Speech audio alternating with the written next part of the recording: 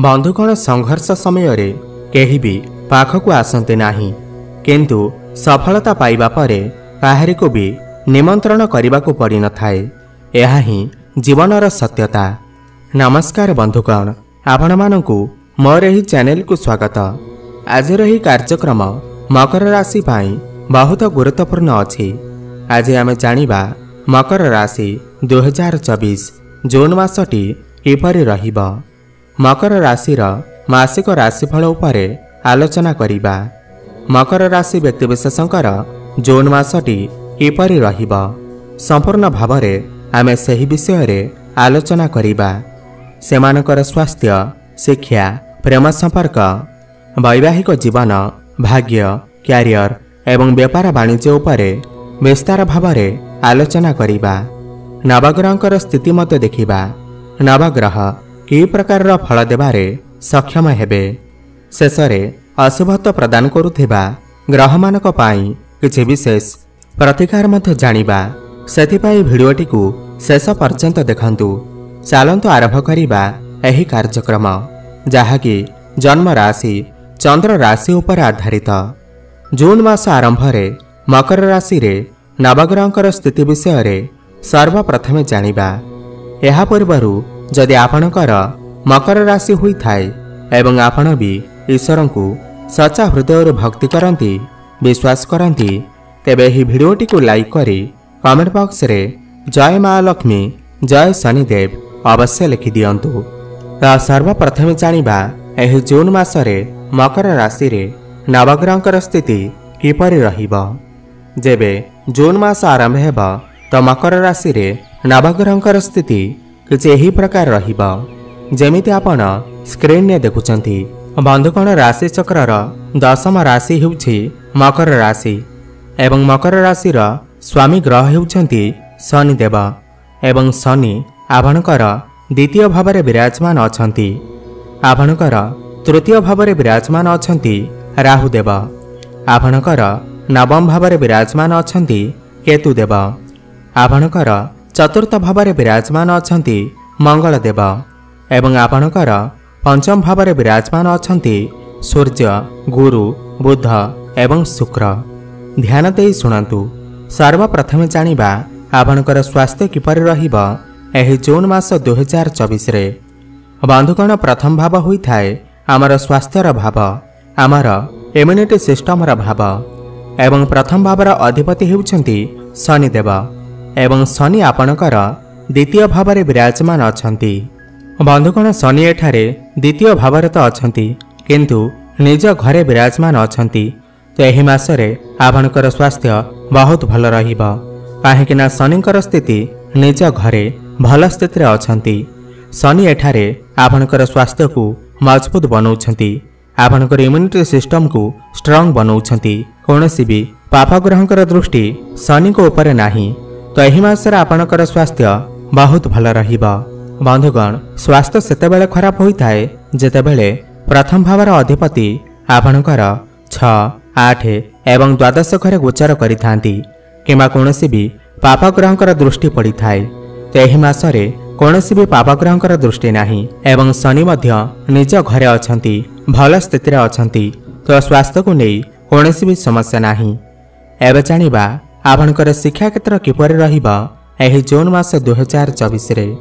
बंधुगण, पंचम भाव होई थाए आपणकर शिक्षा क्षेत्रर भाव एवं पंचम भावर अधिपति हेउछंती शुक्र एवं शुक्र पंचम भावरे निज घरे विराजमान अछंती एवं गुरु, बुध एवं सूर्य मध्य पंचम भावरे विराजमान अछंती। किंतु 12 जून को शुक्र आपणकर षष्ठ घर को गोचर करिवे। षष्ठ घर कुंडली रे भल विचार करा जाई न थाए। तो 12 जून पूर्वरु आपणकर पाठपढ़ा बहुत भल रहिबा। विद्यार्थी मानक पाई 12 जून पूर्वर समय बहुत भल रहिबा। कोनोसी भी एग्जाम थिले किंबा आपण कोनोसी पाठपढ़ा को नहीं बड़ निष्पत्ति नेबाकु चाहुतिले ताहले 12 जून पूर्वर नियंतु। समय आपणक पाई बहुत भल अछि। किंतु 12 जून परे शुक्र षष्ठ भाव को गोचर करिवे। एहा परे आपणकर पाठपढ़ा रे टिके समस्या आसी पारे। आपणकर जदि एग्जाम अछि 12 जून परे ताहले सही एग्जाम एतेटा भल न होई पारे। बुद्धिर कारक ग्रह बुध मध्य 14 जून को आपणकर षष्ठ घर को गोचर करेंगे। तेबे 12 जून पर आपणकर शिक्षा क्षेत्र में टिके समस्या आसीपारे। एथिपाई आपण उपाय निश्चय करंतु। उपाय आमे वीडियो शेष जानिबा। एबे जानिबा आपणकर प्रेम जीवन किपर रहिबा एही जून मास 2024 रे। बंधुगण पंचम भाव ही हुई थाए आपणकर प्रेम जीवनर भाव, शिक्षार भाव एवं संतानर भाव। एवं पंचम भावर अधिपति शुक्र निज घरे पंचम भाव विराजमान अछंती। एठारे शुक्रंकर स्थिति बहुत भल अछि एवं शनि मध्य निज घरे अछंती। शनि को स्थिति मध्य बहुत भल अछि। एही मासरे आपणकर प्रेम जीवन बहुत भल रहिबा। किंतु 12 जून को जेतेबेले शुक्र आपणकर षष्ठ भाव को चली जिबे तो आपणकर प्रेम जीवन रे टिके समस्या आसी पारे। आर्गुमेंट देखा देई पारे। छोट छोट कथारे मन मनांतर देखा देई पारे। काहेकिना पंचम भाव सूर्य मध्य अछंती।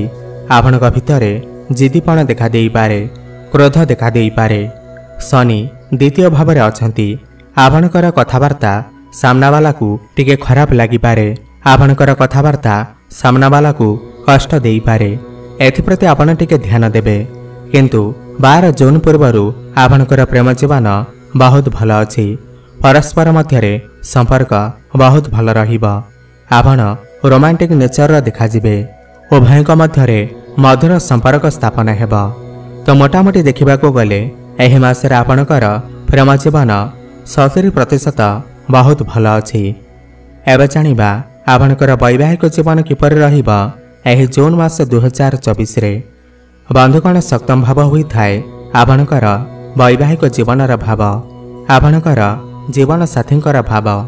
एवं सप्तम भावर अधिपति हेउछंती चंद्रमा, जे कि प्रति 2 दिन रे थरे राशि परिवर्तन करिथांती। बंधुगण एठारे शुक्रंकर स्थिति बहुत भल अछि। शनिंकर स्थिति मध्य बहुत भल अछि। शुक्र त्रिकोण रे अछंती। देवगुरु बृहस्पति मध्य आपणकर त्रिकोण रे अछंती। तो एही मासरे आपणकर वैवाहिक जीवन बहुत भल रहिबा। शनि आपणकर कुटुंब भाव अछंती। पारिवारिक सुख आपणको प्राप्ति हेबा। कुटुंब रे हसखुशीर लहरी खेलीजिब। स्वामी स्त्री मध्यरे मधुर संपर्क स्थापन हेबा। किंतु आपणकर जीवन साथींकर मन टिके विचलित होई पारे। से टिके अधिक भावुक स्वभाव देखा जाई पारंती। अधिक भाभी पारंती, चिंता करि पारंती। काहेकिना चंद्रमा जलतत्वर ग्रह अटंती। सेथिपाई आपणकर पार्टनरकर मूड सर्वदा विचलित रही थाए, अधिक भावी थांती। मोटामोटी देखिबाको गले एही मासरे आपणकर वैवाहिक जीवन बहुत भल रहिबा। एबे जानिबा सबुठार गुरुत्वपूर्ण विषय वस्तु जहाँकि आपणकर भाग्य, क्यारियर एवं व्यापार वाणिज्यर स्थिति किपरि रहिबा एही जून मास 2024 रे। बंधुगण नवम भाव हुई थाए आपणकर भाग्यर भाव एवं दशम भाव हुई थाए आपणकर क्यारियर भाव। एवं नवम भावर अधिपति हेउछंती बुध एवं बुध आपणकर पंचम भाव विराजमान अछंती। बुधदेव 14 जून पर्यंत आपणकर पंचम भाव विराजमान रहिबे एवं 14 जून को निज भाव को षष्ठ भाव को गोचर करिबे। एही मासरे आपणकर भाग्य बहुत भल अछि। 14 जून पर बुध आपणकर षष्ठ घर को जाइकी विपरीत राजयोग बनइबे। विपरीत माने आपण कोनोसी खराब स्थिति रे फसी जाइथिले तो सेथिरु आपणको मुक्ति मिलिबा। समस्त समस्यारु आपणको मुक्ति मिलिबा। भाग्य आपणको साथ देबा। एही मासरे आपणकर भाग्य बहुत भल अछि। आपण जदि कोनोसी बड़ कार्य आरंभ करबाकू चाहुचंती ताहले एही मासरे करि पारिबे। शुभफल प्राप्ति हेबा। भाग्य आपणको साथ देबा। शुभ मांगलिक कार्य मध्य करि पारिबे। कोनोसी बड़ इन्वेस्टमेंट करबाकू चाहुतिले ताहले एही मासरे करंतु, शुभफल प्राप्ति हेबा।